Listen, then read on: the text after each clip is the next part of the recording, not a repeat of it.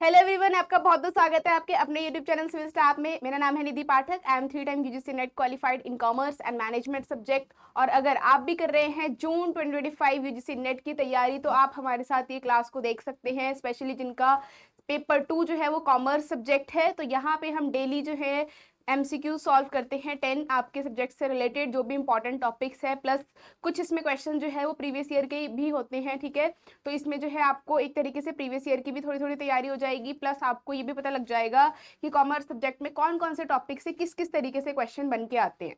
तो आप यहाँ पे क्वेश्चन भी सॉल्व करते हो, प्लस साथ साथ उसका कंसेप्ट भी समझते हो। इस तरीके से आपकी तैयारी जो है वो बहुत अच्छी हो जाती है। अगर हम सिर्फ कंसेप्ट ही पढ़ते रहते हैं तो हमें थोड़ा सा बोरिंग लगने लग जाता है, या फिर हमें एनालाइज नहीं हो पाता है कि हम जो है कितना हमें समझ आ रहा है टॉपिक। तो जब आप क्वेश्चंस के साथ सॉल्व करते हो तब आपको ज्यादा क्लियर होता है टॉपिक। और इसमें हम जो है चारों ऑप्शंस को डिटेल में समझते हैं। ऐसा नहीं है कि एक क्वेश्चन किया उसका जो सही ऑप्शन है वही हम सिर्फ पढ़ते हैं, हम चारों ऑप्शन जो है उसको डिस्कस करते हैं, क्योंकि कुछ नहीं पता कि एनटीए जो है नेक्स्ट टाइम किस आपके ऑप्शन से क्वेश्चन चेंज करके बना दे। ठीक है, तो चलो स्टार्ट करते हैं आज की क्लास। सबसे पहला क्वेश्चन है, which of the following is not an approach to the capital structure. इसमें से कैपिटल स्ट्रक्चर की जितनी भी थ्योरीज हैं या अप्रोचेज हैं वो कौन सी नहीं है। तो पहले है ग्रॉस प्रॉफिट अप्रोच, नेक्स्ट है net operating income approach, third option है net income approach, and last है Modigliani and Miller approach. तो हम यहाँ पे दो टाइप्स की थ्योरी पढ़ते हैं कैपिटल स्ट्रक्चर में। एक तो रेलेवेंट थ्योरी, ठीक है, relevant theory and irrelevant theory. अब रेलेवेंट थ्योरी जो है वो कहती है कि कैपिटल स्ट्रक्चर जो है वो इंपॉर्टेंट होता है आपकी जो भी फॉर्म होती है उसकी वैल्यू को डिटरमाइन करने के लिए। और जो आपकी इररेलेवेंट थ्योरीज है वो कहती है कि कैपिटल स्ट्रक्चर जो है वो कुछ भी नहीं मायने रखता अगर आपने value of the firm calculate करना है उसके लिए। तो हम जो है इसमें कौन कौन सी थ्योरीज पढ़ते हैं, हम इसमें पढ़ते हैं net operating income approach, net income approach and Modigliani and Miller approach. तो ये तीनों जो है वो आपकी थ्योरीज हैं कैपिटल स्ट्रक्चर की। लेकिन ग्रॉस प्रॉफिट अप्रोच जो है वो कोई भी थ्योरी नहीं है, ये बिल्कुल भी रिलेटेड नहीं है आपके कैपिटल स्ट्रक्चर से। तो हमारा आंसर हो जाएगा फर्स्ट ऑप्शन। ठीक है, चलो थोड़ा सा इसको देखते हैं डिटेल में। तो कैपिटल स्ट्रक्चर जो है इसमें हम ये देखते हैं कि कितना आपका पोर्शन जो है फाइनेंस का या कैपिटल का, कितना पोर्शन डेट का और कितना इक्विटी का है। कैपिटल स्ट्रक्चर का मीनिंग क्या होता है, the proportion of debt and equity in the overall capital. तो यहाँ पे देखो the well known theories are, तो इसमें इंपॉर्टेंट थ्योरीज आपकी जो है वो है net income approach. Net income approach जो है वो क्या कहता है, ये कहता है कि जितनी ज्यादा डेट की पोर्शन, जितना ज्यादा डेट का पोर्शन होगा हमारे कैपिटल स्ट्रक्चर में उतना ज्यादा जो है वो बेनिफिट होता है आपके फर्म की वैल्यू के लिए। ठीक है, और ये थ्योरी आपके डेविड डुरान ने दी थी, ये भी इंपॉर्टेंट है क्योंकि ये इससे भी क्वेश्चन जो है कई बार आ चुका है। नेक्स्ट है net operating income approach. Net operating income approach जो है ये भी डेविड डुरान ने ही दी है थ्योरी। इन्होंने यहाँ पे बोला है इस वाली थ्योरी में कि कैपिटल स्ट्रक्चर है वो इररेलेवेंट है टू द फर्म्स वैल्यू। तो इसका मतलब ये इररेलेवेंट थ्योरी होगी और ये रेलेवेंट थ्योरी होगी कैपिटल स्ट्रक्चर की। नेक्स्ट है Modigliani and Miller approach. इससे भी बहुत बार क्वेश्चन जो है वो पूछा जाता है। ये थ्योरी कहती है कि जब परफेक्ट कंपटीशन होता है मार्केट में तब आपका कैपिटल स्ट्रक्चर जो है वो अफेक्ट नहीं करता फर्म की वैल्यू में। अदरवाइज जो अदर टाइप्स ऑफ कंपटीशन है, अदर टाइप्स ऑफ मार्केट है, वहां पे कैपिटल स्ट्रक्चर जो है वो मैटर करता है या फिर वो अफेक्ट करता है फर्म की वैल्यू को। ठीक है, देन ग्रोस प्रॉफिट अप्रोच जो है ये किसी भी तरीके का कोई थ्योरी नहीं है कैपिटल स्ट्रक्चर में, इसलिए हमारा आंसर जो है वो हो जाएगा first option, that is gross profit approach. Next question है the VRIO framework used in HR function in today's era refer to 4 criteria. Identify the correct code which stands as correct explanation to VRIO as proposed by the Barnett. अब यहाँ पे VRIO की सबसे पहले तो full form पता होनी चाहिए आपको। ये बहुत इंपॉर्टेंट कंसेप्ट है आपका ह्यूमन रिसोर्स मैनेजमेंट यूनिट का। ठीक है, तो यहाँ पे आपको बताना है कि कौन सा करेक्ट कोड यूज किया गया है VRI को एक्सप्लेन करने के लिए। तो पहला ऑप्शन है वेलेंस, रिक्रूटिंग, इंडस्ट्रियल रिलेशन और अपॉर्चुनिटी। सेकेंड है vision, rewards, improvements and options. Then third है value, rarity, imitability, organization. And last option है versatile, resource, information and outsourcing. ठीक है, तो ये 4 ऑप्शन है, हमारे पास आंसर हो जाएगा third option, that is value, rarity, ठीक है, इमिटेबिलिटी एंड ऑर्गेनाइजेशन, ये आपकी VRIO की क्या है, फुल फॉर्म है। अब यहाँ पे देखो वैल्यू का मतलब क्या है, इसको डिटेल में समझते हैं। ये आपके जे बर्ने जो है, इन्होंने कंसेप्ट दिया था VRIO का आपके ह्यूमन रिसोर्स मैनेजमेंट में, और इन्होंने इसको VRIO को जो है अपने वर्ड्स में एक्सप्लेन किया था कि इसका मतलब क्या है, क्या इसकी इंपॉर्टेंस है आपके ह्यूमन रिसोर्स मैनेजमेंट में, ठीक है। तो it is a tool that is used to evaluate companies internal resources and capabilities, and it helps to determine whether these resources can provide a sustainable competitive advantage or not. तो V for value, value का मतलब है कि क्या जो resources हैं आपके, जो भी रिसोर्सेज आप यूज कर रहे हो अपने ऑर्गेनाइजेशन में, क्या वो कैपेबल है, ठीक है, या फिर ऐसा तो नहीं है कि एक्सप्लॉइट कर रहे हैं अपॉर्चुनिटीज को, ठीक है, या फिर थ्रेट्स को जो है आप क्या कर रहे हो, न्यूट्रलाइज कर दे रहे हो, ऐसा तो कुछ नहीं है। क्या वैल्यू है आपके रिसोर्सेज की, स्पेशली ह्यूमन रिसोर्स की बात हो रही है यहाँ पे। नेक्स्ट है रेयरिटी। तो इज द रिसोर्स और capability rare and not widely available to competitors, मतलब कि क्या आपका जो ह्यूमन रिसोर्स है वो, उसके पास कोई ऐसी स्किल्स है, ऐसी रेयरिटी है जो आपके कॉम्पिटिटर्स के पास नहीं है, या जो आपके कॉम्पिटिटर्स हैं उनके पास वैसे HR नहीं है या वैसा ह्यूमन रिसोर्स नहीं है। नेक्स्ट है इमिटेबिलिटी। इमिटेबिलिटी का मतलब क्या है, इज इट कॉस्टली और difficult for competitor to imitate the resource और कैपेबिलिटी, क्या आपका जो रिसोर्स है उसको इमिटेट या उसको सब्सटीट्यूट कर सकता है, आपके कॉम्पिटिटर के पास कुछ ऐसा है जो सब्सटीट्यूट कर सके, ठीक है। नेक्स्ट है O for organisation, it is the organisation structured and managed effectively to capture the value of these resources. तो आपका ऑर्गेनाइजेशन जो है क्या वो इतना वेल स्ट्रक्चर्ड है, क्या वो प्रॉपरली जो है आपने सिस्टमेटिक वे में सारी पॉलिसीज वगैरह बनाई हुई है या मैनेज की हुई है, जिससे कि आपके ये रिसोर्सेज जो हैं वो अच्छे से यूज हो पाते हैं, इफिशिएंटली यूज हो पाते हैं या नहीं। तो VRIO की फुल फॉर्म एंड इसका मीनिंग आपने करके जाना है। और किसने ये कंसेप्ट दिया है, जे बर्ने ने ये कंसेप्ट दिया है, ठीक है। क्यों दिया है, इससे हम क्या कर सकते हैं, कंपनी के इंटरनल रिसोर्सेज और कैपेबिलिटीज को मेजर कर सकते हैं। क्लियर। चलो नेक्स्ट क्वेश्चन है, which of the following is not the function of NABARD. हाँ जी, सबसे पहले तो नाबार्ड की फुल फॉर्म आपको पता होनी चाहिए। नाबार्ड की फुल फॉर्म से भी क्वेश्चन जो है वो आ सकता है, ठीक है, स्टेटमेंट की फॉर्म में आ सकता है, या फिर ट्रू फॉल्स की फॉर्म में आ सकता है, या फिर मैचिंग की फॉर्म में आ सकता है। अब इसमें से आपको क्वेश्चन है कि इसमें से कौन सा फंक्शन नहीं है नाबार्ड का, ठीक है। पहले इसकी फुल फॉर्म देख लो, national bank for agricultural and rural development इसकी फुल फॉर्म है, ठीक है। अब यहाँ पे फंक्शंस गिवन है हमें, to provide refinance assistance by way of short term credit to state cooperative banks and sectoral rural banks, ठीक है, approved by the RBI। Second है to undertake inspection of cooperative societies other than primary cooperative societies and RRB। Next है to promote research in various aspect of the problems of urban development, और to subscribe to share capital और invest in securities of any institution concern with agricultural and rural development. तो ये आपको functions given है, इसमें से आपको बताना है कौन सा फंक्शन नहीं है नाबार्ड का। तो हमारे पास जो थर्ड ऑप्शन है that is to promote research in various aspect of the problems of urban development, क्योंकि नाबार्ड जो है वो आपके रूरल एरिया से कनेक्ट करता है, उससे रिलेटेड है। जैसे कि आपका RBI है वो अपेक्स बैंक है आपके जितने भी कमर्शियल बैंक्स हैं उनका, इसी तरीके से जो नाबार्ड है वो रूरल बैंक्स जो है आपके, जैसे RRB वगैरह है, कोऑपरेटिव बैंक्स है, उनका अपेक्स बैंक जो है वो माना जाता है। वही रेगुलेट करता है आपके कोऑपरेटिव सोसाइटी बैंक को, कोऑपरेटिव बैंक्स को, या फिर आपके जो भी RRB है, रीजनल रूरल बैंक है, उनको, ठीक है, और फाइनेंस वगैरह भी यही प्रोवाइड करता है। तो देखो यहाँ पे NABARD that is national bank for agriculture and rural development is the development bank in India that primarily focus on the rural sector. और हमें ऑप्शन में यहाँ पे क्या गिवन था, अर्बन डेवलपमेंट। अर्बन डेवलपमेंट जो है वो नाबार्ड का बिल्कुल भी स्कोप नहीं है, ठीक है। It is the key function revolve around promoting sustainable and equitable agriculture and rural development. अब जितने भी हमें पॉइंट्स दिए गए हैं हम एक बारी उसको एनालाइज करके देखते हैं कि क्यों वो पॉइंट गलत है और वो कौन करता है, ठीक है। तो पहला है providing refinance assistance to cooperative banks and RRB।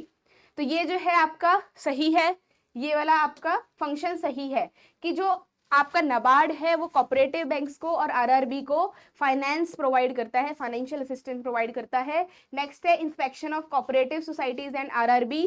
तो yes it is right, because NABARD जो है वो टाइम टू टाइम जो है वो इंस्पेक्शन करता है, ट्रांसपेरेंसी मेंटेन करके रखता है, और आपके जो कोऑपरेटिव बैंक्स हैं और जो आरआरबी हैं उनके जो भी इनके ट्रांजैक्शंस है, एक्टिविटीज हैं, उनको ध्यान रखता है। ठीक है, नेक्स्ट है promote research in urban development. तो ये गलत हो गया क्योंकि ये नाबार्ड का फंक्शन नहीं है।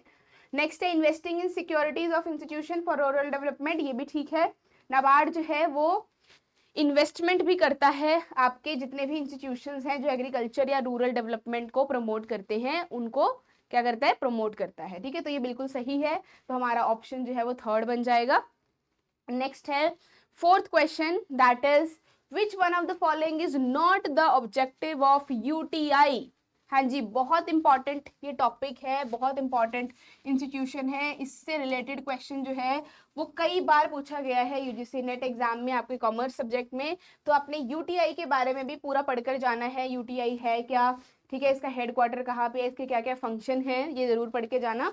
तो यूटीआई की फुल फॉर्म क्या है, यूनिट ट्रस्ट ऑफ इंडिया। ठीक है, तो यहाँ पे कौन सा ऑब्जेक्टिव नहीं है, तो पहला है to mobilise saving of the community by offering savers the triple benefit of safety, liquidity, profitability and investment. Second option है to channelise the pool saving into productive outlets, और थर्ड है to provide finance under hire purchase finance and housing finance to its members, or to give everyone a chance to indirectly own shares and securities in a large number of select companies। चलो इसका answer देखते हैं, इसका answer है third option, that is to provide finance under hire purchase finance and housing finance its member। तो hire purchase का जो function है वो यूटीआई का नहीं होता, गलत गिवन है यहाँ पे ये ऑप्शन। तो देखो यूनिट ट्रस्ट ऑफ इंडिया जो है वो 1964 में इस्टेब्लिश हुआ था, वेरी इंपॉर्टेंट। ठीक है, और इसका प्राइमरी या मेन ऑब्जेक्टिव क्या था, क्यों इस्टेब्लिश किया गया था, ताकि जो सेविंग्स हैं, जो भी सेविंग्स है लोगों की, ठीक है, उसको हम मोबिलाइज कर सके, मूव कर सके किसकी तरफ, इन्वेस्टमेंट की तरफ। ठीक है, and providing investment opportunities to small investors. तो देखो जिसके पास भी सेविंग्स होगी, कम छोटी छोटी सेविंग्स भी होगी, कम सेविंग्स भी होगी, थाउजेंड्स में, लैक्स में, वो क्या कर सकते हैं, वो यूटीआई ने स्टार्ट किया था ये प्रोग्राम, ताकि उनकी छोटी छोटी सेविंग्स को जो है हम इन्वेस्टमेंट करवा पाए उनसे। ठीक है, तो यहाँ पे देखो mobilising community saving with safety, liquidity and profitability, तो ये पॉइंट सही है।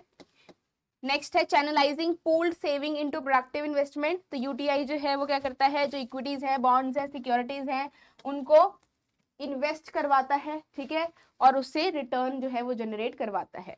नेक्स्ट है प्रोवाइडिंग हायर परचेज और हाउसिंग फाइनेंस। ये यूटीआई का बिल्कुल भी फंक्शन नहीं है। ठीक है, क्योंकि यूटीआई जो है वो एक तरीके से म्यूचुअल फंड इंस्टीट्यूशन है, it is a mutual fund institution, not a finance company offering loans और हायर परचेज सर्विसेज।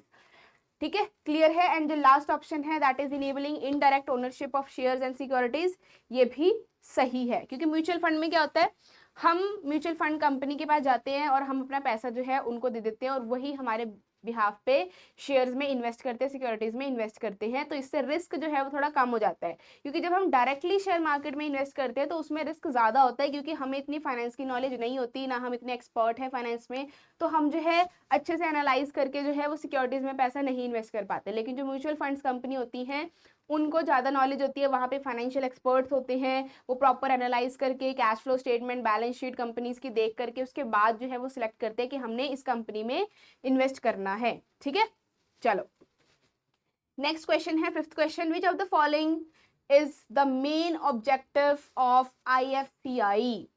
अभी जितने भी इंस्टीट्यूशंस हैं, आईएफसीआई, नाबार्ड, यूटीआई, ये सारे ही बहुत इंपॉर्टेंट इंस्टीट्यूशन है, इनको बिल्कुल भी स्किप करके मत जाना एग्जाम में। इनसे रिलेटेड जितने भी कंसेप्ट है वो सारा पढ़ के जाना है, स्पेशली ऑब्जेक्टिव्स, फंक्शन और इनका इस्टेब्लिशमेंट एंड हेडक्वार्टर्स। ठीक है, तो यहाँ पे देखो, to offer both small and large investors the means of acquiring shares in the widening prosperity resulting from the steady industrial growth of the country, or to upgrade technology, modernization and to promote marketing of products and small scale sector, or to serve as the apex institution for the firm term finance for industry with coordination, regulation and supervision of the working of the other financial institution, or to provide medium and long term financial assistance to industrial undertaking, particularly in those circumstances in which bank accommodation is inappropriate or resource to capital market is impractical.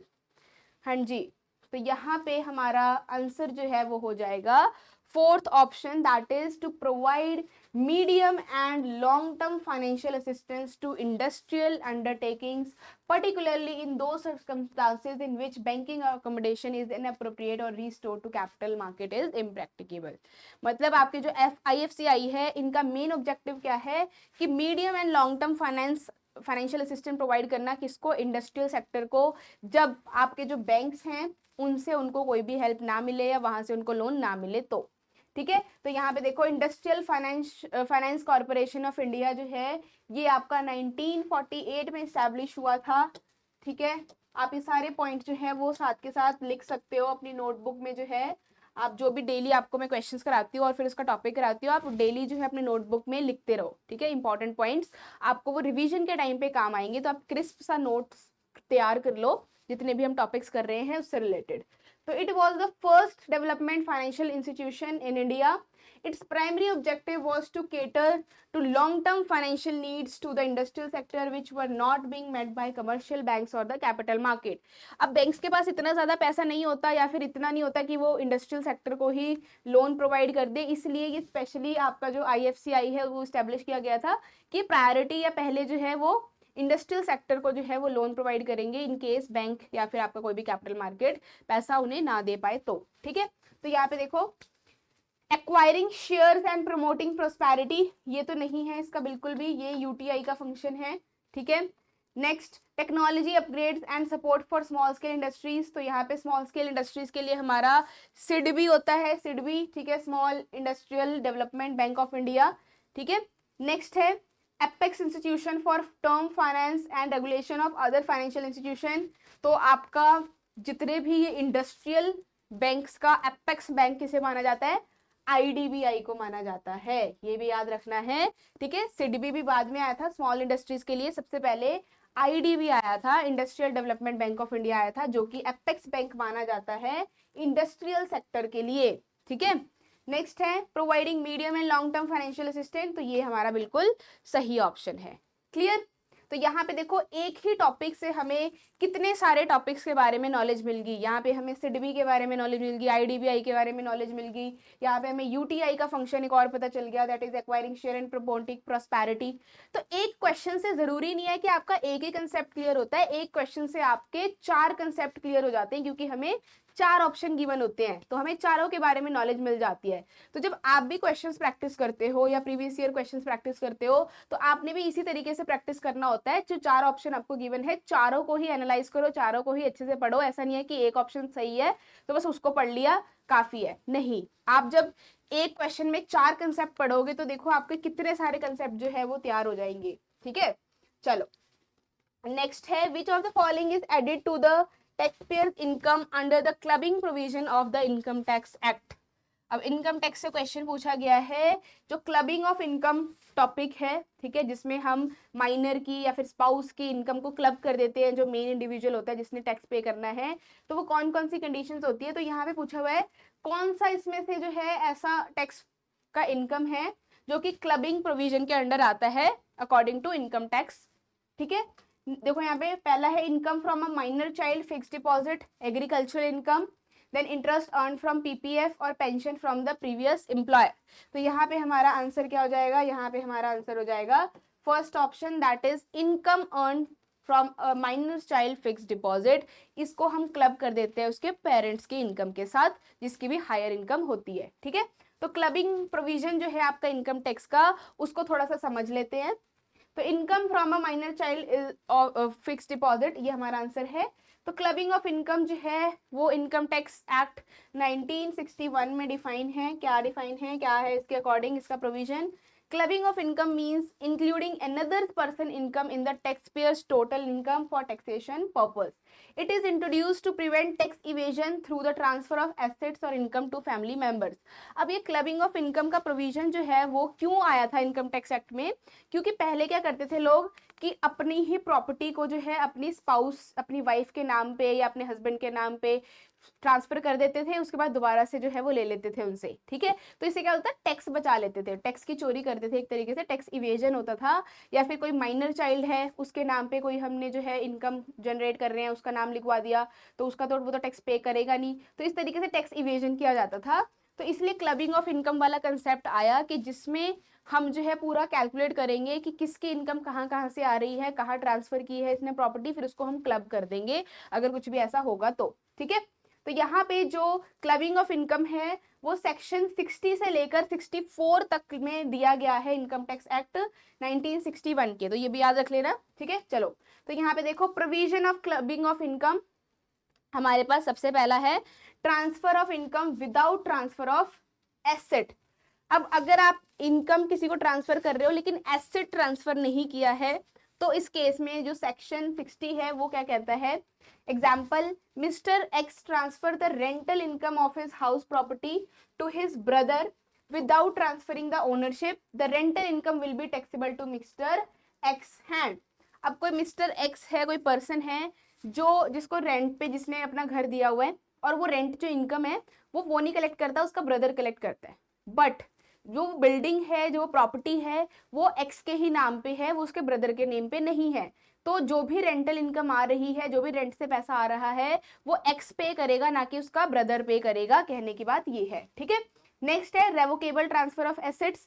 अब ये रेवोकेबल क्या है, जिसको मैंने आपको पहले बताया example कि ट्रांसफर करके फिर दोबारा से वापस खरीद लेना, ठीक है। तो देखो यहाँ पे mister A transfers a property to his friend with a clause that if it can be revoked at any time, the rental income will be taxed to Mr. A's income।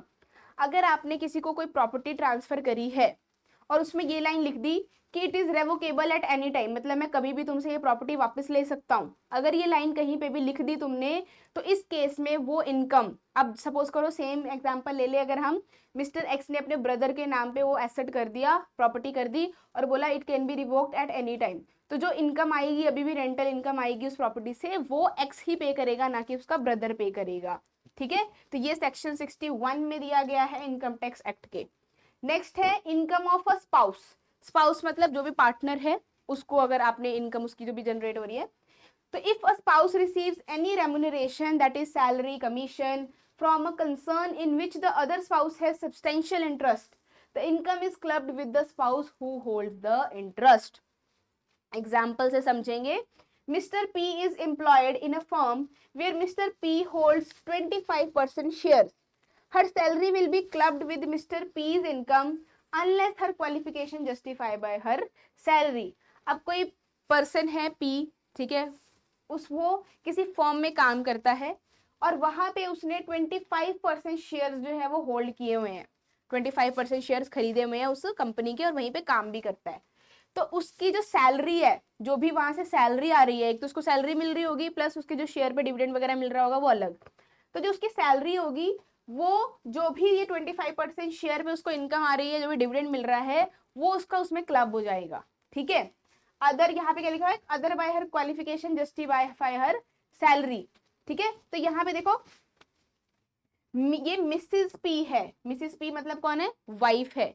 तो अगर कोई पर्सन है mister P और उसकी wife जो है उसी के फर्म में एम्प्लॉयड है, उसी के फर्म में काम कर रही है, और मिस्टर पी जो है उसने उस वाले फर्म के 25% शेयर्स होल्ड किए हुए हैं, तो यहाँ पे जो मिस्टर पी है उसकी इनकम में उसका शेयर जो है वो क्लब हो जाएगा, ना कि मिसेस पी के इनकम में वो होगा।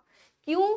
क्योंकि यहाँ पे हमारा जो सेक्शन 64(1) सब सेक्शन 2 है, वो कहता है कि कोई भी स्पाउस अगर सैलरी कमीशन रिसीव कर रहा है, ठीक है, जिसमें उसका दूसरा जो स्पाउस है, उसका पार्टनर है, उसका इंटरेस्ट है, तो वो आपकी इनकम जो है वो स्पाउस के जो भी इंटरेस्ट होल्ड कर रहा है उसके साथ क्लब होगी, ठीक है।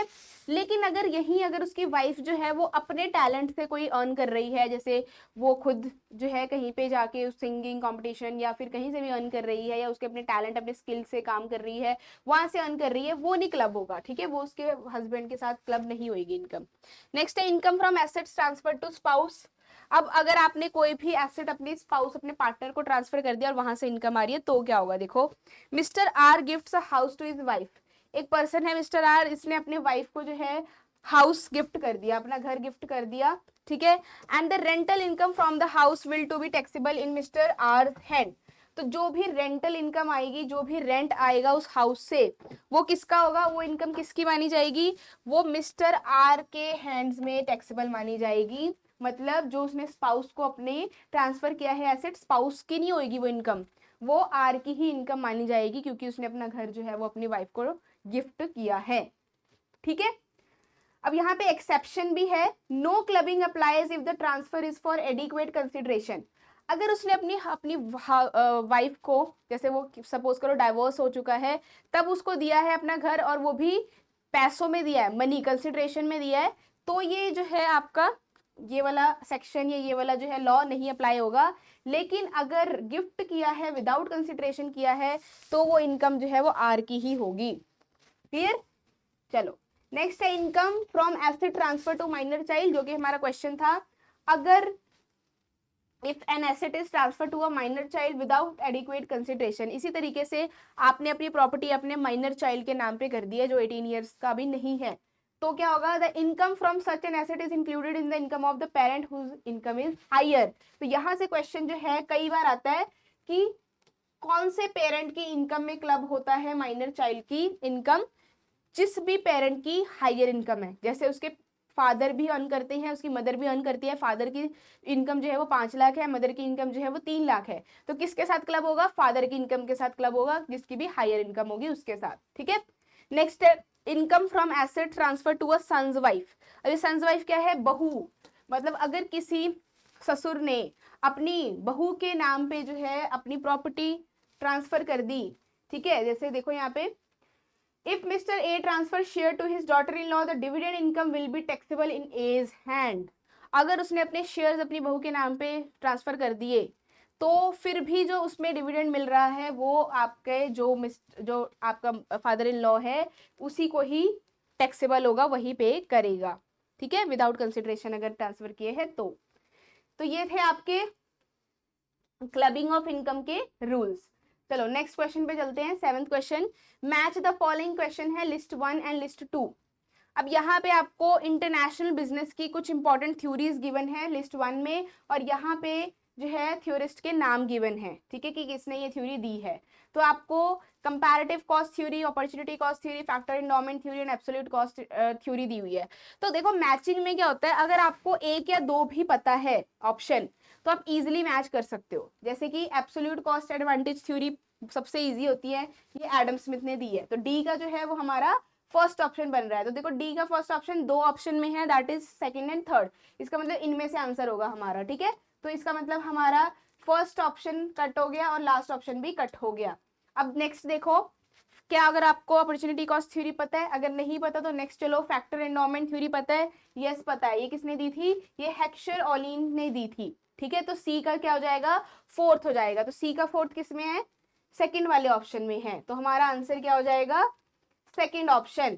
तो देखो एलिमिनेशन मेथड से भी आप आंसर को जल्दी से सॉल्व कर सकते हो। अब आपको बाकी ऑप्शंस देखने की जरूरत ही नहीं है, आपका ऑप्शन जो है वो सेकंड सही हो जाएगा। देखते हैं, देखो second option is the right answer. Comparative cost theory दी है आपके डेविड रिकार्डो ने, देन आपकी अपॉर्चुनिटी कॉस्ट थ्योरी दी है गॉटफ्रेड हैबरल ने, एंड फैक्टर एंडोमेंट थ्योरी दी है हेक्सर एंड ओलिन ने, and absolute cost advantage theory दी है एडम स्मिथ ने। क्लियर। तो आप एक या दो ऑप्शन से भी आंसर जो है वो इजीली कैलकुलेट कर सकते हो, इजीली बता सकते हो एग्जाम में। ठीक है, नेक्स्ट है which of the following are considered non parametric test. अब ये आपका स्टैटिस्टिक्स में जो रिसर्च वाला पोर्शन है या फिर स्टार्ट वाला पोर्शन है, वहां से क्वेश्चन है कि नॉन पैरामीट्रिक टेस्ट इनमें से कौन से हैं, Mann Whitney test, Kruskal Wallis test, F test, t test या काई स्क्वायर टेस्ट। तो यहाँ पे हमारे नॉन पैरामीट्रिक कौन से हैं, मैन विटनी हो गया, क्रुक्सल हो गया, काई स्क्वायर हो गया, ए बी एंड ई। तो हमारा आंसर क्या हो जाएगा, ए ऑप्शन। ठीक है, मैन विटनी टेस्ट जो है वो हमारा नॉन पैरामीट्रिक टेस्ट है, जिसको हम अलग अलग इंडिपेंडेंट ग्रुप्स को डिफरेंस बताने के लिए जो है वो यूज करते हैं। Kruskal Wallis test, chi square test and FT test. ठीक है, तो एफटी टेस्ट, टी टेस्ट, ये जो है ये पैरामीट्रिक है, ये पैरामीट्रिक टेस्ट है। ठीक है, ये जो है इसमें हम स्पेसिफिक डिस्ट्रीब्यूशन करते हैं, इसमें नॉर्मल डिस्ट्रीब्यूशन होती है, इसमें हमारी नॉर्मल डिस्ट्रीब्यूशन नहीं होती जो आपके नॉन पैरामीट्रिक है। तो आपने पैरामीट्रिक एंड नॉन पैरामीट्रिक का डिफरेंस पढ़ के जाना है, जो भी इनके पॉइंट्स हैं। यहाँ से क्वेश्चन भी कई बार आता है, और ये जितने भी टेस्ट हैं आपके अनोवा, टी टेस्ट, जी टेस्ट, ये हाइपोथेसिस टेस्टिंग के आपके मेथड्स हैं, ये भी टॉपिक पढ़ के जाना है। नेक्स्ट क्वेश्चन है, return of income is submitted under which section of income tax act? कौन से एक्ट के अंडर आप इनकम टैक्स रिटर्न फाइल करते हो? Section 138 subsection 1, section 142 subsection 1, sector 139 section 139 subsection 1, या फिर सेक्शन 129 सबसेक्शन 1? तो हमारा आंसर क्या आ जाएगा? ये आपका प्रीवियस ईयर का क्वेश्चन है, ये हमारा आंसर आ जाएगा सेक्शन 139 सबसेक्शन 1। ठीक है, तो हमारा जो सेक्शन 139 सबसेक्शन 1 है, इसके अंडर हम जो है इनकम टैक्स रिटर्न फाइल करते हैं। इसके थोड़े से फीचर्स देख लेते हैं। पहला है मैंडेटरी फाइलिंग। तो किसके लिए मैंडेटरी फाइलिंग होता है? It is applicable to individuals, companies, HUFs and other entities if taxable exceeds the basic exemption limit. तो जो भी टैक्स स्लैब रेट है, जो भी लिमिट गवर्नमेंट ने बताई है, अगर उतने में आप फॉल कर रहे हो तो आप जो है टैक्स फाइल करोगे, रिटर्न फाइल करोगे under income tax act 139 subsection 1। Due date जो है वो फर्स्ट यूजुअली कौन सी होती है? 31 जुलाई मानी जाती है ड्यू डेट। ठीक है, and 31 October for companies unless extended. Next है belated return allowed under section 139 subsection 4 if miss by the due date. अगर आप जो है ड्यू डेट मिस कर जाते हो तो आपको एक बिलेटेड रिटर्न का डेट भी मिलती है। ठीक है, जो भी सेक्शन 139(4) में लिखी गई है। और रिवाइज रिटर्न जो है वो कौन से सेक्शन में लिखा गया है?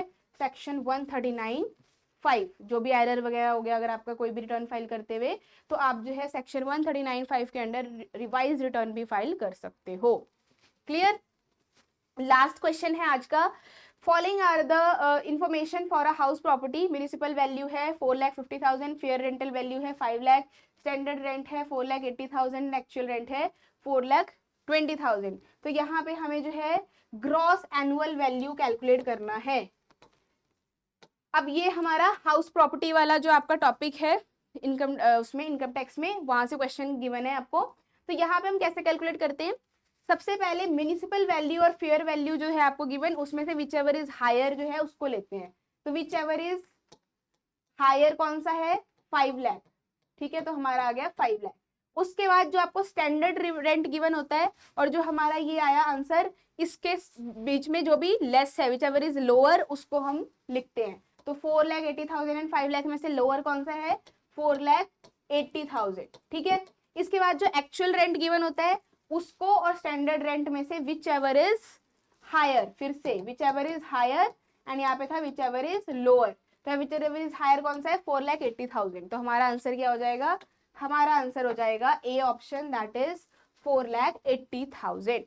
क्लियर? तो ये आपका मेथड होता है ग्रॉस एनुअल वैल्यू कैलकुलेट करने का। इसके बाद हम नेट एनुअल वैल्यू कैलकुलेट करते हैं, स्टैंडर्ड जो भी आपकी डिडक्शंस होती है वो लगाते हैं। तो ये कंसेप्ट आपको बहुत अच्छे से पढ़ के जाना है। क्लियर? तो ये हमारा आंसर हो गया 4,80,000। तो हाउस प्रॉपर्टी, सैलरी, जो भी इनकम, जितने भी आपके स्लैब्स हैं, जितने भी आपके जो है हेडिंग्स हैं, सबको पढ़ के जाना है अच्छे से। एग्रीकल्चर इनकम क्या है ये सारा पढ़ के जाना है। आपके इनकम टैक्स एक्ट में, इनकम टैक्स एक्ट से, लॉ से काफ़ी क्वेश्चन जो है वो डायरेक्टली पूछे जाते हैं। तो आपके ये यूनिट्स जो है वो बहुत ही इंटरेस्टिंग है और अच्छे भी है। ठीक है, तो आई होप आपको जो है आज का टॉपिक क्लियर हो गया होगा। आज के क्वेश्चन से आपको बहुत सारी नॉलेज मिली होगी, बहुत सारे टॉपिक्स के बारे में क्लियर हुआ होगा। तो अगर आप जो है पेड कोर्स ज्वाइन करना चाहते हैं, अच्छे से और भी तैयारी करना चाहते हैं, अपना जेआरएफ क्वालिफाई करना चाहते हैं, तो आप जो है रजिस्ट्रेशन करवा सकते हैं, आप हमारे कोर्स को ज्वाइन कर सकते हैं। आपको डिस्क्रिप्शन बॉक्स में एक नंबर गिवन होगा, वहाँ पे आप कॉल करके पूछ सकते हैं इस कोर्स के बारे में। इसमें आपको पेपर 1 पेपर 2 दोनों की ही तैयारी करवाई जाएगी। ठीक है, आपका कॉमर्स सब्जेक्ट हो, मैनेजमेंट सब्जेक्ट हो, सोशोलॉजी हो, इंग्लिश हो, आप किसी में भी तैयारी कर सकते हैं। और आप इससे रिलेटेड जो भी डेमो क्लासेस है या कोई भी इन्फॉर्मेशन है वो आप उस नंबर पे कॉल करके पूछ सकते हैं। So thank you so much and all the best for your preparation. Take care and bye bye.